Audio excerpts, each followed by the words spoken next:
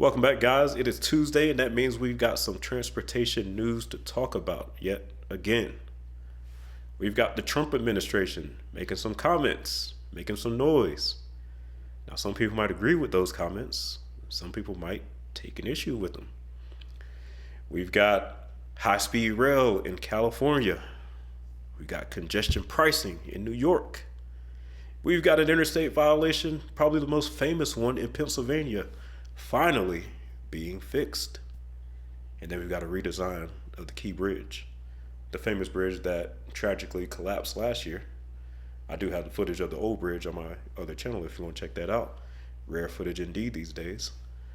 But Maryland has come up with a new design. And then we've got North Carolina, where work continues on I-40. The federal government has some things to say about that. But the theme of today is that all these projects that are going on are costing a lot of money.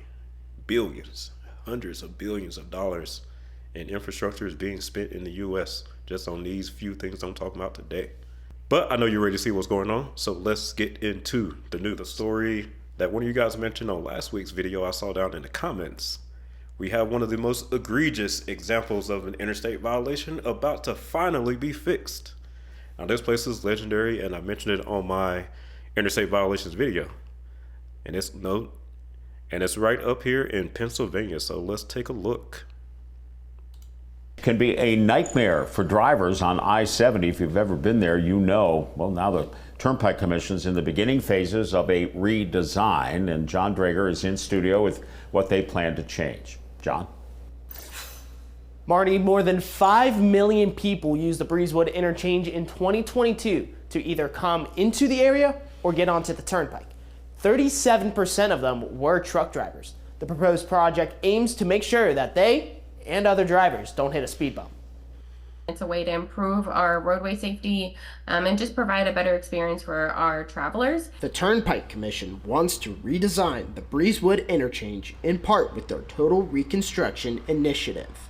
3 miles of the turnpike between milepost 160 to 163 will expand to 6 lanes of traffic, along with the road to add a connection onto I-70.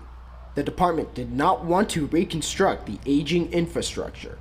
They wanted to maintain the access points to the area while keeping interstate traffic out of the community. In part with PTC's open road tolling project across the Commonwealth, officials feel the redesign will give the community plenty of benefits, rather than current traffic polluting the area. Whenever our travelers are doing the stop and go traffic, it increases the emissions into the environment. And putting drivers in danger. So we know that safety is always a factor when you have the stop and go traffic. The project also looks to expand land so that it can be developed by entrepreneurs in the Breezewood and Bedford County area. All right, so that is it, guys. That Breezewood interchange is finally getting fixed. Now, for those not familiar, let's take a look up here in Pennsylvania, show you what Breezewood currently looks like and the problem with it. So basically, Breezewood is right here where I-70 and I-76, which is the Pennsylvania Turnpike, intersect. And if you look at it, you see there's no interchange between these two interstates. But instead, you are forced to drive through this little tourist trap area of all these chain restaurants, chain hotels, chain gas stations, and then get onto the turnpike. So there's a bunch of traffic lights out here. And this is going to eliminate all that and finally give you a smooth drive on the turnpike from end to end. So as for the businesses up here, it's going to become just like any other interstate interchange where people have the option to get off at the interchange if they want to patronize these businesses. But they're no longer forced to drive through this little section right here and stop at all these lights in front of these businesses. But I'm glad to see it. Most people who travel the turnpike, I'm sure, are glad to see it. But that's it for Breezewood. You will always exist in our hearts and minds. And next we're going up to New York, where President Donald Trump has something to say about congestion pricing. Let's take a look at that. Oh, look at that. My video's recommended next. Thank you, YouTube.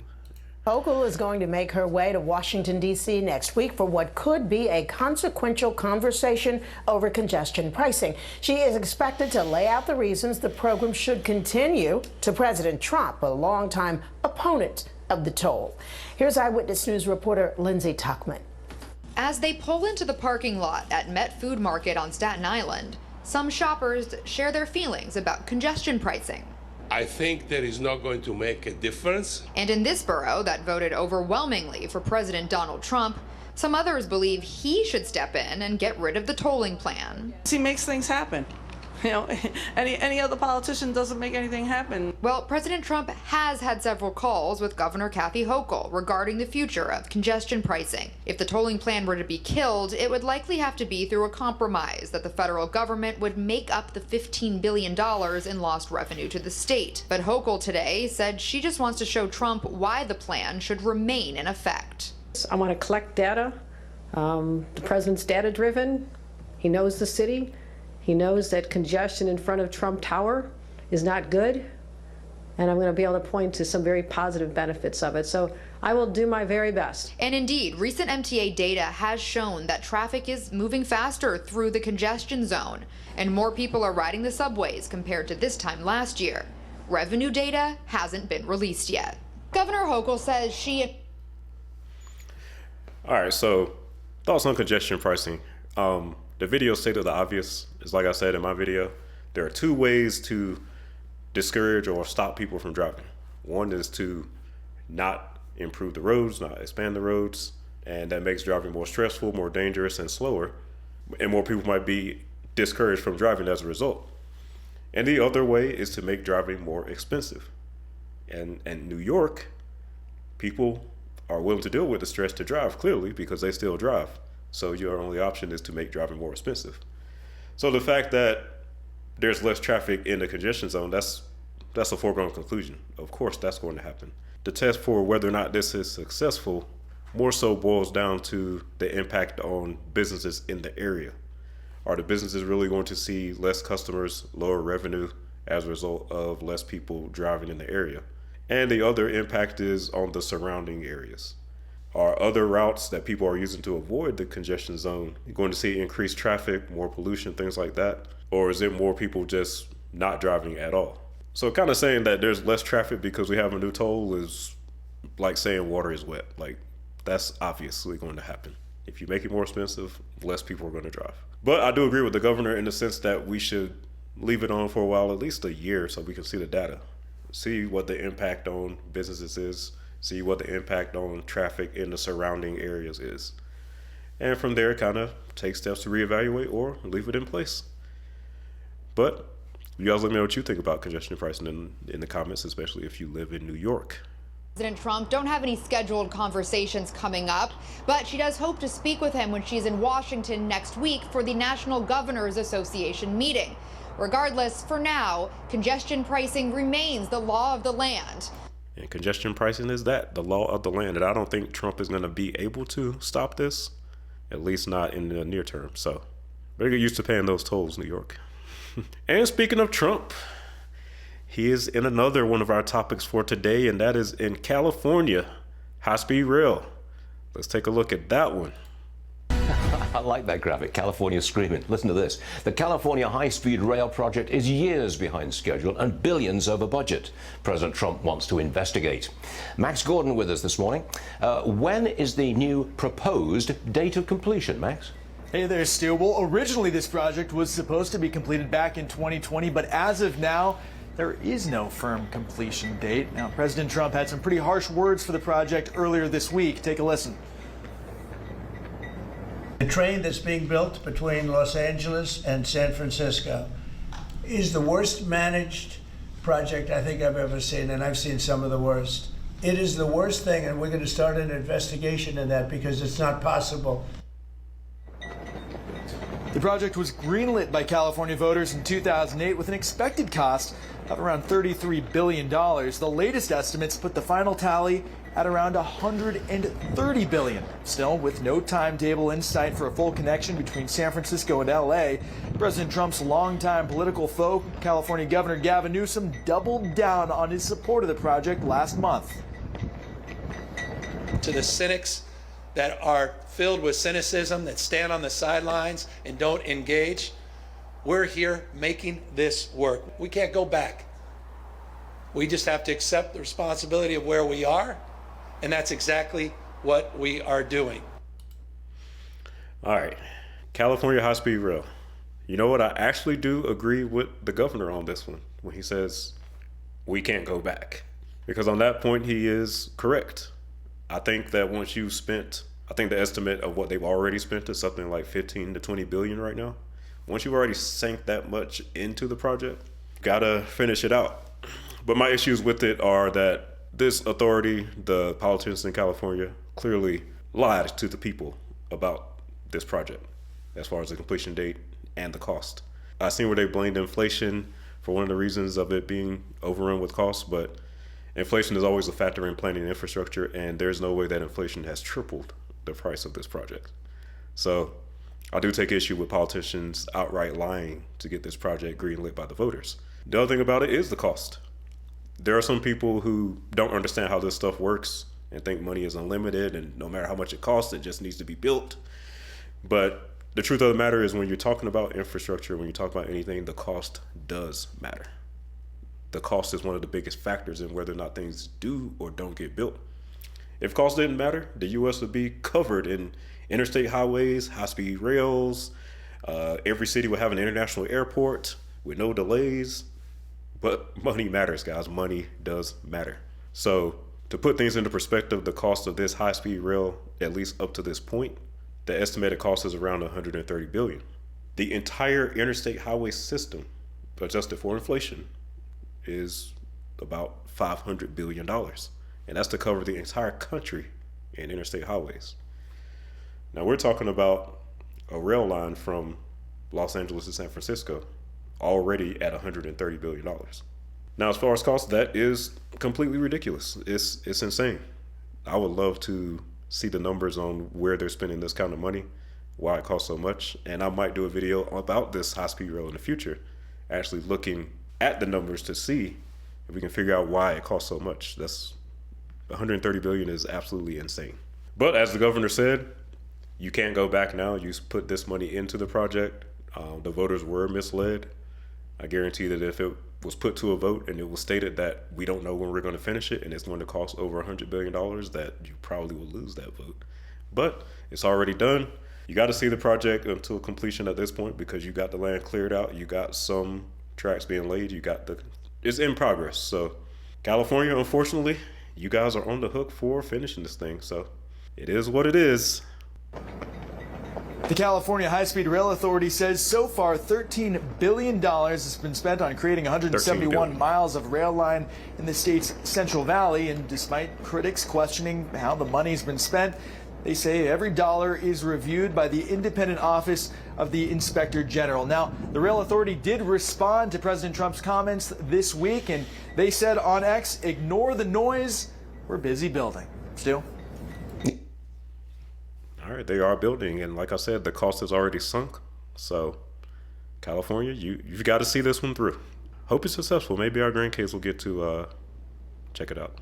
All right, next I want to head over and talk about some good news. The Key Bridge. If you guys remember, this bridge collapsed last year. It was a tragic event. We never seen anything like it. And now Maryland is working on a new design. So let's take a look at the details about what's going on here. Renderings of the new Francis Scott Key Bridge are now public nearly a year after the bridge collapsed last March. Governor Wes Moore says the bridge will follow the architectural tradition of its predecessor, but with some design and safety upgrades. Pre-construction on parts of the new bridge already underway tonight. That's right. Fox 45's Keith Daniels joins us live with what Marylanders can expect from this multi-billion-dollar project. Keith. Well, Kai and Maxine, as you know, parts of the original bridge are still standing. Demolition expected to get underway sometime in the spring, but tonight the focus is on the new bridge and the new look. In Dundalk, Joe Diesel has a backyard view from his home, a daily look at the hole, the empty space where the Francis Scott Key Bridge once stood. Not turn around, God.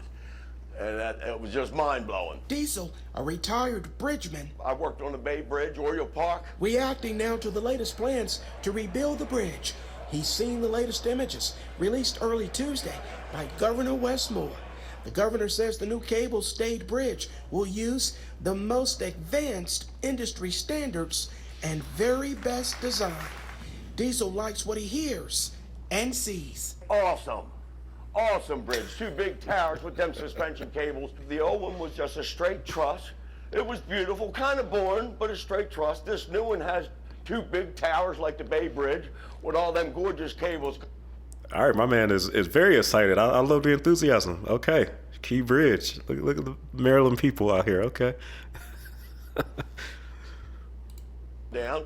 It's going to be a world-class bridge. The governor says they'll employ many Marylanders to get the job done. Breezewood Infrastructure Company completed the design and will do the construction, which is expected to cost nearly $2 billion. The federal government has agreed to cover the full price tag. The ship's collision with the bridge last March was deadly. 6 members of a maintenance crew working on the roadway were killed, while 2 more were rescued from the river. Diesel, That night, when I heard a noise, remembers the moment, shaken from his sleep, when the Key Bridge came falling down after the container ship Dolly struck its pier. and you know what? That ship, when I looked at it, was one of the raggedier looking ships I've ever seen compared to what we have coming in here. It's usually a state-of-the-art stuff coming in Baltimore. That was a not good-looking ship, and it just everything went bad for something that catastrophic. Everything went bad. But on this day, good news with construction plans. All right, good news, guys. The Key Bridge is going to be built back better than ever. That's what we do here in America. When we lose something, we build it back better. And the federal government is covering the entire $2 billion cost, so the people of Maryland don't have to worry about paying for it. And that new design looks a lot better. More than 8,000 jobs, and it will generate more than $1 billion in private investments. It's what America does. When we get bad stuff, we'll turn it into something good. So that's what I see. Yep, and he agrees. We always build back better here in America, and that's no different here up at Baltimore. The Key Bridge, ladies and gentlemen. Now for this next story, we're going to go over to North Carolina. And you guys already probably are familiar with what's happened out there in the past 6 months or so. We had a major hurricane disaster in the North Carolina mountains that has left Interstate 40 shut down for quite a while. So you can't drive between North Carolina and Tennessee, at least not on I-40. But that's about to be changing pretty soon. Let's take a look. At home this morning, we know parts of I-40 could reopen soon following Helene. The governor actually giving the timeline here. He says 2 lanes are going to be open for drivers by March 1st, they hope. He made that announcement yesterday while touring the area with Transportation Secretary Sean Duffy. Now, officials say after the storm, the river actually moved, which means crews have to build a steeper slope. Duffy announced a special use permit will allow the use of a nearby river for construction materials. He says this will help fulfill the promise laid out in an executive order from President Trump to speed up the repair process there. I understand, I know the president understands how important it is to connect communities and make sure our goods can flow between states and communities when you have roads that work. I think you're going to see fantastic coordination and collaboration, cooperation to make sure that this gets done and gets done quickly. Well, without being able to use the river, the Department of Transportation says transporting materials could have tripled the cost and duration of that project. Well, let's turn to Chris. All right, for those who aren't aware, Hurricane Helene has left, let's look at Google, I'll show you here. Since Hurricane Helene, interstate, so when you're going from Asheville to Knoxville, the main route right here is I-40. If you turn on the traffic, you can see this section right here. Very difficult terrain. There's a lot of impressive engineering required just to get this route built in the first place through Pigeon River, through that gorge. And of course, this is the area that's closed right now. So as of right now, if you want to get into Tennessee, you have to use the Interstate 26 route, which is much longer, but this is a beautiful route. I've driven both of these several times. And as you can see, this route right here through, is that through Great Smoky Mountains National Park? Is that US 441? Yep. US 441 is still closed. That's probably going to be closed for a very long time. But they're talking about this section right in here. They're talking about Interstate 40 along the river.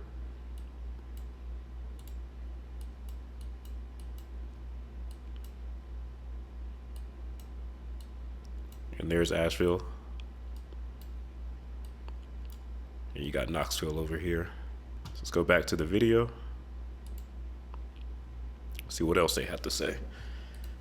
Now with a look at where the progress is when it comes to reopening roads, Chris, as I look behind you, I see a lot of issues on the map there. Yeah, when you look at this, you're just like, wow, we have so far to go. But if you really look at the grand scheme of things, the progress that's already been done is astronomical. Where so far, 1,278 roads officially have been open because there is a dashboard for the NCDOT that gives updates every day. But most recently, over the past week, 7 new roads have been reopened. And at one point, every day, multiple roads were being opened days after Helene. So breaking that down for a percentage, over 83% of all the roads that were closed, the bridges, they have been reopened. Now we're still talking about 170 that are closed. That accounts for about 11%, and some of them have partial access that we're still going to have a longer process, such as I-40, as we just mentioned there. So keep in mind, there's still a long ways to go, but the progress that's already been done has been significant. So shout out to NCDOT and all the other crews that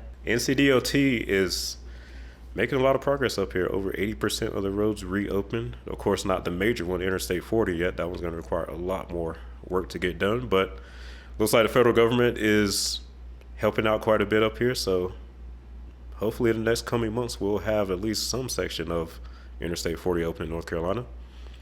And still in North Carolina for this last one, we want to go over real quick. Speed limits. Speed limits are about to go up in North Carolina. So we're about to be moving even faster on the roads out here. Let's take a look at that. All right, new at noon, there is a new push to raise the maximum speed limit on North Carolina highways. A bipartisan bill filed this week would increase it from 70 to 75 miles per hour, likely only on highways where the current speed is 70. Now, supporters say that could save time on the roads. For example, a trucker could shave 40 minutes off a round trip from Wilmington to Asheville by raising the speed limit on I-40 by those 5 miles per hour. But critics worry raising the speed limit could increase the risk for crashes. A study by the Insurance Institute for Highway Safety found an 8.5% increase in traffic deaths for every 5 mile per hour increase to a road speed limit. Now, right now, the bill is House committee. It would also increase the cutoff for more serious speeding charges on the highway from 80 to 85 miles per hour.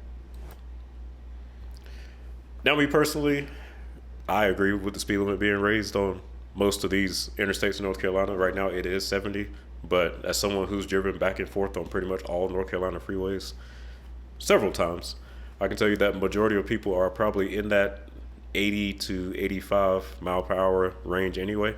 And one of the things I've noticed in states where they do have a speed limit of 75 miles per hour or higher, the majority of people tend to not drive much faster than 80 at the most though. I think there's a certain level of comfort that most people have with driving. So I don't think you're going to see the mean speed of the highway increase by 5, even though you raise the speed limit by 5. But what you will see, of course, is something that they were mentioning, is that you're going to see less speeding tickets. So that might impact revenue, because we know a lot of states rely on that revenue from people speeding to help keep the coffers afloat. So I think it's more about that than anything, at least with the concern. But since it's bipartisan, North Carolina's legislature is completely dominated by the Republicans, and they have weakened the power of the governor. So if it's bipartisan in North Carolina, it's probably going to pass. So I would say get ready for the higher speed limits, North Carolina. But the one thing I will say is that the one place I'll be concerned about the speed limit of 75 in North Carolina would be Interstate 485 around Charlotte. So right now it is 70 all the way around, and there are some parts of 485 that are pretty developed, and I'm not sure I'll be comfortable with a 75 mile per hour speed limit in that area. So I'll probably leave that one at 70, but 85 through rural North Carolina, 40 through rural North Carolina, and especially 85 north of Durham, a 75 mile per hour speed limit would be amazing. All right, and that's it, guys. Your transportation updates for this Tuesday, February the 18th. Shout out to everyone who sent the news stories to be included in this video. Couldn't fit them all though, so we're gonna have to save some for next week. And you know, I like this format a little bit, so I think we're gonna start doing this every Tuesday. Maybe we'll call it Transportation Tuesday. Yeah, I think that might work. So I think Tuesday at 3 p.m. Mountain Time, we'll do this. And on Friday, we'll do your regularly scheduled scripted video content that you guys have come to know and love. And don't forget to let me know what you guys think in the comments about some of these topics. What do you think about Trump's opinion on the California high-speed rail?